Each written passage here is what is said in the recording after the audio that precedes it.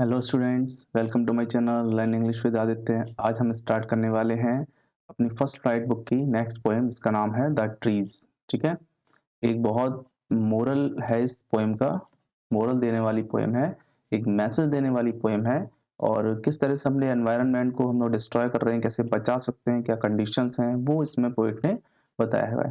तो इस पोएम की जो पोएट है वो एड्रिन रिच हैं और बहुत अच्छी एक फीमिनिस्ट हैं और इन्होंने काफ़ी अच्छी-अच्छी पोएम लिखी हैं। 12th क्लास में इनकी एक पोएम आपको देखने को मिलेगी, ऑन जेनिफर्स टाइगर। तो ये पोएम भी उन्होंने ही लिखी है। तो इस पोएम की थीम बता दूँ क्या है? इस पोएम की थीम ये है कि फ़ॉरेस्टेशन हो चुका है बहुत, है ना? डिफ़ॉरेस्टेशन, डिफ़ॉरेस्टेशन क्या होता है? लिमिटलेसली कटिंग ऑफ ट्रीज़, है ना? या फिर कह सकते हैं unlimited cutting of trees, that is unlimited cutting of trees. ठीक है? ट्रीज की अनलिमिटेड कटिंग को डिफॉरेस्टेशन बोलते हैं। पोएट कह रहा है कि डिफॉरेस्टेशन हो चुका है, सारे जंगल साफ हो चुके हैं और जंगल के ना होने से क्या-क्या नुकसान है वो भी बताया जा रहा है। पोएट कह रहा है कि अब वहाँ पर कोई एनिमल पेड़ों के नीचे नहीं छिप सकता है, कोई पक्षी पेड़ पर नहीं बैठता है। तो इंसान ने क्या किया है, जंगल में तो डिफॉरेस्टेशन कर लिया लेकिन अपना एक होम गार्डन बना लिया, यानी घर में एक छोटा-सा गार्डन बना लिया है। लेकिन जो प्लांट्स है ना, जो ट्रीज हैं वो घर में नहीं रहना चाहते हैं, वो कहाँ रहना चाहते हैं? वो रहना चाहते हैं फॉरेस्ट में, जंगल में। तो इसीलिए रात के समय ये सारे जो पेड़ हैं जो घर के अंदर हैं, वो घर तोड़कर निकल कर बाहर जा रहे हैं फॉरेस्ट की ओर। क्यों? उनको नेचुरल हैबिटेट चाहिए, है ना? उन्हें नेचुरल हैबिटेट चाहिए, जहाँ पर वो आसानी से रह सकें।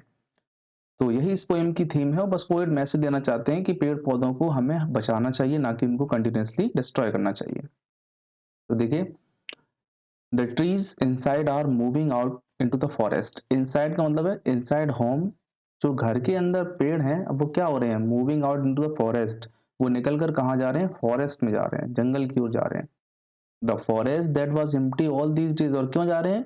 क्योंकि फॉरेस्ट इस समय एम्प्टी थे। एम्प्टी क्यों थे? क्योंकि इंसान ने बहुत अनलिमिटेड कटिंग ऑफ ट्रीज की है। पेड़ों के काटने से ये जो फॉरेस्ट थे वो बिल्कुल अनलिमिटेड थे, बिल्कुल खाली थे। कटिंग ऑफ ट्रीज से ये सारे खाली हो चुके हैं। Where no bird could sit. Poet कह रहा है कि अब ये कंडीशन है उन फॉरेस्ट की कि वहां पर कोई पक्षी बैठ ही नहीं सकता है, क्योंकि देयर इज नो ट्री, कोई पेड़ ही नहीं है वहां पर। नो इंसेक्ट हाइड, कोई इंसेक्ट हाइड नहीं कर सकता है। कंडीशन सुनना, पेड़ ना होने से क्या क्या हो सकता है। पहली कंडीशन तो ये है कोई बर्ड नहीं बैठ सकता है। दूसरी कंडीशन ये है कि कोई इंसेक्ट हाइड नहीं कर सकता है। नो सन बरी in its feet in Shadow. और तीसरी कंडीशन ये है कि शैडो नहीं बन रही है सन की। बड़ी का मतलब होता है हाइड, है ना? बरी मीन्स होता है हाइड। तो सन की शैडो नहीं बन रही। शैडो कब बनती है? शैडो बनती है जब ऊपर कुछ हो कवर करने के लिए, यानी कि कुछ लीव्स वगैरह हो तो लीव्स की शैडो पड़ेगी नीचे। तो लीव्स है ही नहीं, फॉरेस्ट है ही नहीं, तो शैडो नहीं बन रही है। The forest that was empty all this night. लेकिन पोइट कह रहा है बस आज रात की देर है। क्या हो जाएगा? आज रात में ये जो पूरा फॉरेस्ट है will be full of trees by morning. कल सुबह तक किससे भर जाएगा? ट्रीज से भर जाएगा। यानी आज रात में जो घरों के पेड़ है ना, वो सारे पेड़ मूव करके कहाँ पहुंच जाएंगे? फॉरेस्ट में पहुंच जाएंगे। देखिए, ऐसा पॉसिबल नहीं है, लिटरली ऐसा पॉसिबल नहीं है। लेकिन पोइट ये कहना चाह रहा है, ये कमेंट कर रहा है कि इंसान ने जो कंटिन्यूसली पेड़ों को काट दिया है, क्या वो एक रात में ले जाकर सारे पेड़ लगा सकता है? क्या एक जंगल क्रिएट कर सकता है? तो ऐसा पॉसिबल नहीं है। तो यहाँ पर एक सरकास्टिक लैंग्वेज पोइट कह रहा है। सरकास्टिक, सरकास्टिक मतलब होता है कमेंट करना, है ना? कमेंट करते हुए पोएट कह रहा है ये सब चीजें। All night the roots work. अब पोएट कह रहा है कि देखो कितने मेहनत कर रहे हैं पेड़ बाहर जाने के लिए। ऑल नाइट रूट्स वर्क, सारी रात जड़ों ने काम किया है। यानी जो जड़ हैं बेचारे सारी रात लगे हुए हैं।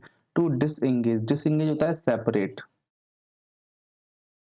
अपने आप को सेपरेट करने के लिए, अलग करने के लिए। किससे? From the cracks. क्रैक्स का मतलब होता है क्रिवेसेस, हिंदी बोलते हैं दरार, है ना? जो दरार पड़ी हुई है उन दरारों से अपने आप को फ्री करने के लिए इन्होंने ये जो पेड़ हैं, ये जड़ें हैं, वो मेहनत कर रहे हैं। इन द बरामदा फ्लोर। और ये दरारें कहाँ पर है? बरामदा, यानी बरामदा बना हुआ है, उसके पास फ्लोर है, उसमें छोटे-छोटे दरार पड़ी हुई है, दरार में जड़ें हैं। तो वो जड़ें अपने आप को अलग कर रही हैं और ये प्रोसेस रात भर चला है। The leaves strain towards the glass. Strain का मतलब होता है ट्विच, खींचना। जो लीव्स हैं, जो पत्तियां हैं, वो खिंच रही हैं किस ओर? Towards the glass. ग्लास यहाँ पर विंडो ग्लास से मतलब है। यानी जो पत्तियां हैं वो खिड़की के रास्ते से बाहर जाना चाह रही हैं विंडो ग्लास की ओर। Small twigs stiff with exertion, और जो छोटी छोटी टहनियां थी, एक्सर्शन होता है फोर्स, वो बाहर जाने के लिए इतनी ज्यादा बेताब हैं कि उनमें एकदम फोर्स आ गया, एकदम हार्ड हो गई, स्टिफ होता है हार्ड। ठीक है, वो फोर्स से जो छोटी छोटी टहनियां थी वो हार्ड हो चुकी हैं, और ये किस लिए हो रहा है, बाहर जाने के लिए। देखो पहली कंडीशन क्या है, पहली कंडीशन तो है रूट्स ने पूरी रात वर्क किया है, रूट्स ने नाइट वर्क किया है। ठीक है, दूसरी कंडीशन ये है, किस लिए किया है, जो जो स्टिफ सॉरी जो स्ट्रेन है, यानी कि जो क्रैक्स हैं उस क्रैक से बाहर आने के लिए वर्क किया है। ठीक है, उस क्रैक से बाहर आने के लिए वर्क किया है। इसमें लिखा है रूट्स पूरी रात वर्क किया है, रूट्स ने नाइट वर्क किया है, और कहाँ से बाहर आने के लिए, क्रैक्स से बाहर आने के लिए, क्रैक्स आउट होने के लिए। तीसरी कंडीशन ये है कि जो ट्विग्स हैं, ट्विग्स बोलते हैं छोटी डालियों को, वो क्या हो गई हैं, हार्ड होकर क्या बन गई हैं, स्टिफ हो गई हैं, यानी कि हार्ड हो गई हैं, स्टिफ हो गई हैं छोटी छोटी डालियां। क्यों, क्योंकि वो बाहर जाने की कोशिश कर रही हैं। किस तरह से कोशिश कर रही हैं, long cramped boughs सफलिंग under the roof. Boughs मतलब होता है बड़ी डाल, जो बड़ी बड़ी डालें हैं ना वो सफल कर रही हैं, सफल होता है मूव, मूव कर रही हैं अंडर द रूफ, छत के अंदर। यानी जो छोटी डालियां हैं बाहर निकलने की कोशिश कर रही हैं, जो पत्ते हैं वो ग्लास तोड़कर बाहर जाने की कोशिश कर रहे हैं, छोटी डालियां मजबूत हो चुकी हैं, और जो बाउज है, जो बड़ी डाल होती है उसके अंदर, घर के अंदर, वो भी शिफ्ट होने की कोशिश कर रही हैं। अब यहाँ पर आप कंपैरिजन देख लेना, क्वेश्चन आता है, like newly discharge patient, half dazed moving to the clinic doors. बहुत अच्छा कंपैरिजन है। पोएट कह रहा है कि ये जो पेड़ है ना, इनको किस तरह से कंपेयर किया जाए। पोएट कह रहा है कि ये जो पेड़ हैं जो बाहर जा रहे हैं, वो न्यूली डिस्चार्ज पेशेंट, यानी कि कन्वेलसेंटिंग, कन्वेलसेंटिंग, कन्वेलसेंटिंग क्या होता है, रिकवरिंग। ठीक है, रिकवरिंग। हॉस्पिटल से अगर कोई बंदा जब डिस्चार्ज होता है तो वो रिकवर हो रहा होता है, मीन्स पूरी तरह सही नहीं होता है, धीरे धीरे सही हो रहा होता है, तो उसमें उतनी एनर्जी भी नहीं होती है, लेकिन फिर भी वो चलता तो है ही। तो सेम कंडीशन यहाँ पर है, ये जो प्लांट्स हैं, ये जो पेड़ हैं, इनके अंदर एनर्जी बिल्कुल नहीं है, एक पेशेंट की तरह डिस्चार्ज हो रहे हैं। हाफ डेज, हाफ डेज मतलब होता है लेजीली, यानी कि उनमें एनर्जी नहीं है, हाफ डेज हैं, moving to the clinic door. Clinic door का मतलब है हाउसेस। जिस तरह से एक पेशेंट बिल्कुल हाफ टू, इस तरह से आधा सोया हुआ नींद में जो हॉस्पिटल है उसके एक डोर तक आता है, उसी तरह से ये जो प्लांट्स हैं बिल्कुल धीरे धीरे, बिल्कुल लेजीनेस में अपने जो हाउस है जिस घर के अंदर थे उससे बाहर आ रहे हैं। I sit inside, doors open to the veranda, writing long letters. ये क्वेश्चन आता है, ध्यान रखना, पोएट क्या कर रहे थे। तो पोएट कह रहे हैं कि मैं घर बैठा हुआ था अंदर और बड़े बड़े कुछ लेटर्स लिख रहा था, in which I scarcely mention the departure of the forest from the house। ध्यान रखना, इस पर क्वेश्चन पूछा था क्यों, why। पोएट कह रहा है कि मैं लिख रहा हूँ और मुझे दिख रहा है कि मेरे घर के जो पौधे हैं, जो प्लांट है, वो निकल कर बाहर जा रहे हैं, लेकिन कह रहा है मैं लेटर में इस बात को मेंशन नहीं करूंगा। क्या नहीं करूंगा, क्योंकि पोएट भी चाहता है कि जो फॉरेस्ट है वो फॉरेस्ट में ही रहे, यानी जो पेड़ पौधे हमने घर में लगा रखे हैं वो घर में अच्छे नहीं है, वो फॉरेस्ट में रहें। तो पोएट चाहता है कि वो लोग धीरे धीरे चले जाएं, इसलिए उसको कहीं मेंशन नहीं करना चाहता है। द नाइट इज फ्रेश, कह रहा है कि मौसम बड़ा ही सुहावना है, जो रात है वो फ्रेश है। होल मून साइन, पूरा चंद्रमा चमक रहा है।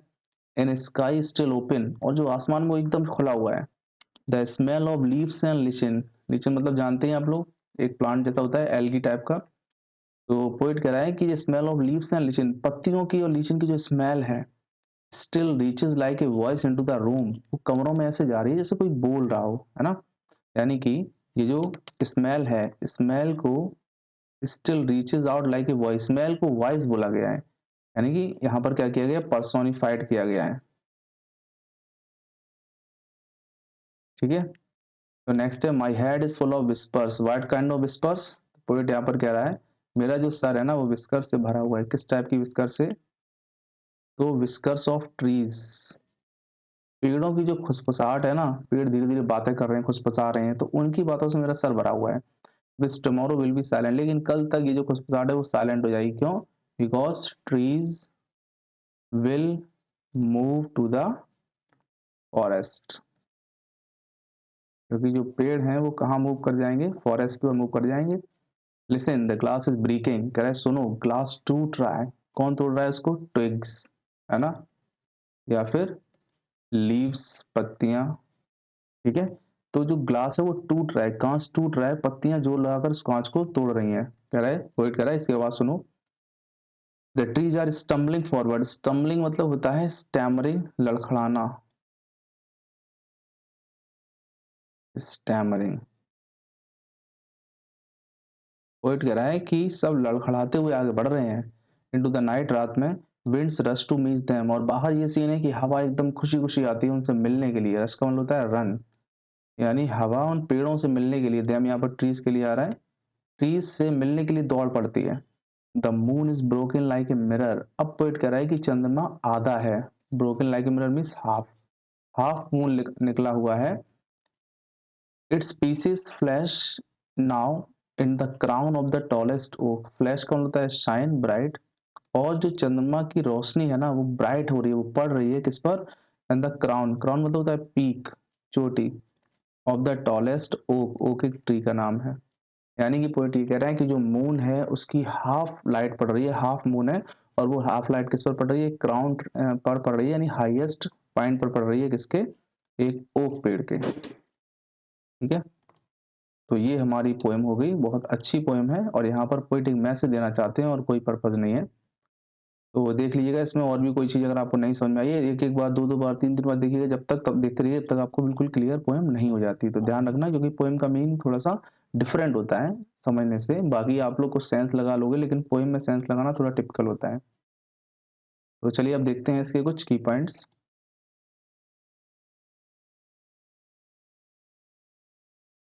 Trees are coming out of their artificial glass house. ठीक है, आर्टिफिशियल ग्लास हाउस को आप हाउसेज भी बोल सकते हो, लोगों के घर। जो पौधे हैं वो अपने आर्टिफिशियल ग्लास हाउस से बाहर आ रहे हैं। They are moving out into the natural habitat the forest, वो अपने नेचुरल हैबिटेट में जा रहे हैं। हैबिटेट मतलब होता है हाउस या घर, वो अपने नेचुरल हैबिटेट में जा रहे हैं, जो क्या है? फॉरेस्ट में है। The trees are metaphors of nature itself, वास्तव में जो ट्रीज हैं वो नेचर का एक रिप्रेजेंटेशन है। Without trees forest have become empty, पेड़ों के बिना जो फॉरेस्ट है वो कैसे हो जाते हैं? बिल्कुल खाली हो जाते हैं। नेक्स्ट पॉइंट बोल रहे हैं, no trees are left in the forest where bird can perch themselves on their tops, perch का मतलब होता है सिट, पक्षियों के बैठने की प्रोसेस को हम पर्च बोलते हैं। पोइट कह रहा है कि जंगल में एक भी पेड़ नहीं बचा है जहां पर कि पक्षी बैठ जाएं। Even insect have lost the places where they could hide themselves in, यहाँ तक कि जो छोटे छोटे इंसेक्ट थे उन्होंने भी सब कुछ खो दिया है, यानी कि वो सारे इंसेक्ट को भी अब जगह नहीं मिल रही है जहां पर वो छिप सकें। The poetess is full of hopeful and forest, मैंने बताया था ये पोएटेस है। ठीक है, the poetess is full of, is hopeful that the forest will be full of trees by morning, यानी वो ये सोच रहा है, होपफुल है कि हो सकता है कल सुबह तक जो पूरा जो ट्री फॉरेस्ट है वो ट्रीज से भर जाए। To free themselves the root continues work all night, और रूट बेचारी दिन रात काम कर रही हैं। They tire trying to come out from the cracks in the veranda floor, they tire वो थक गई हैं, टायर मीन्स थकना होता है, वियरी, WEARY, थकना होता है। पोएट कह रहा है कि जो रूट्स है ना वो थक गई हैं, to come out from the cracks in the veranda floor, veranda floor में जो क्रैक्स है, जो दरारें हैं, उनके अंदर से बाहर आने में रूट ने बहुत काम किया और वो थक गई हैं। स्मॉल ट्विक्स बिकम टफ, जो स्मॉल ट्विक्स हैं वो टफ बन गई हैं। Move their position under the roof, और वो क्या कर रही हैं? अपनी पोजीशन को मूव कर रही हैं। द नाइट इज फ्रेश, जो रात है बिल्कुल ताजी है। द मून इज शाइनिंग, चंद्रमा चमक रहा है। And the smell of leaves and lichen is spreading out into the rooms, और रूम्स में एकदम बढ़िया भीनी भीनी बहुत अच्छी खुशबू फैल रही है। The poet is sitting inside, जो पोइट है वो इनसाइड यानी कि घर के अंदर बैठा हुआ है। स्ट्रगल ऑफ रूट्स, और देख रहा है रूट्स की स्ट्रगल को, लीव्स को, ब्रांचेस को। The struggling trees have some come out breaking the glass house, जो स्ट्रगलिंग ट्रीज हैं फाइनली उन्होंने क्या किया? उन्होंने जो ग्लास हाउस है उसको ब्रेक कर दिया। And are marching toward the forest victoriously, और बड़ी विक्ट्री करते हुए, बड़ा प्राउड फील करते हुए कहाँ जा रहे हैं? फॉरेस्ट की ओर जा रहे हैं। ठीक है? तो ये आपका की पॉइंट्स थे, इनको लेके एक चीज क्लियर हो गई है आप लोगों को। कुछ क्वेश्चन आंसर भी देख लेते हैं। Why do the trees need to move out, trees को बाहर जाने की क्या आवश्यकता है? बिकॉज क्या ज़रूरत है? बताओ भाई। ज़रूरत इसलिए है because they feel suffocated. Suffocated, ठीक है? क्योंकि वो घर के अंदर सफोकेशन फील कर रहे हैं, घुटन महसूस कर रहे हैं। What make the forest empty? क्यों फॉरेस्ट एम्प्टी हो गया? इंसान ने उनको कंटिन्यूअसली काट दिया है। How can the trees rebel against the imprisonment of the hand of a man? How do the trees rebel? Rebel मतलब होता है विद्रोह करते हैं ना, अगेंस्ट देयर इम्प्रिजनमेंट, उनको बंद करने पर, at the end of man, at the hand of man, इंसान के द्वारा। What does the poetess compare the बाउ विद एन बाई? बाउ की यानी कि डाल की कीमत किससे करती है? डाल की कंपेयर एक पर्सन से करती है। The poem that trees represent conflict between man and nature. हाँ ठीक है, मैन और नेचर के बीच में कॉन्फ्लिक्ट है। तो ये बहुत सारे क्वेश्चंस हैं, इनको सब कुछ देख लीजिएगा। और बाकी अगर किसी क्वेश्चन पर डाउट लगे तो फिर आप मुझे कमेंट कर सकते हैं। तो चलिए फिर आज के लिए इतने रखते हैं। That's it for today. Have a good day.